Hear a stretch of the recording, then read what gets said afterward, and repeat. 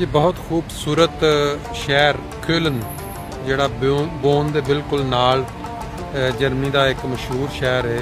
जिन्होंने असी कोलोन भी कहने क्योलन भी कहने तो कई पंजाबी कोलन भी कह देंगे ये बड़ा वड्डा हाफन है जिसे बह के शिप जिन्नी सैर कर देखो चल रहे हैं और बेशुमार लोग टूरिस्ट भी सैर वास्ते इतने आए हैं।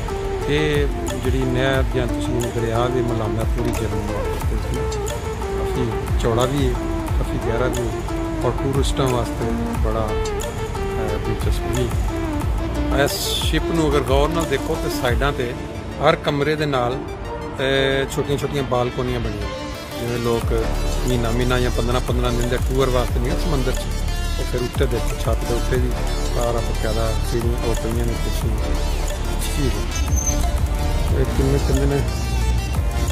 शिप पानी के जोड़े जहाज ने उन्हों का एक जंक्शन लगता है ट्रेनों का जंक्शन बसा का जंक्शन भी है वो आ रहे जगह लगियां ने खूबसूरत सीन्स क्योलन दे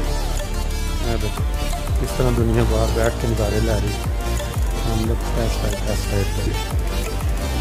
दुनिया नूं बहुत टाइम है इंजॉय करने वास्ते कढ़ना चाहिए टाइम क्योलन दे विच दरिया दे उत्ते उत्ते थोड़ा जिहा अंदर आओ तो फिर सड़क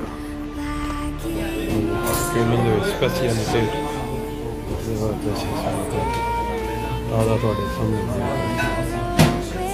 बना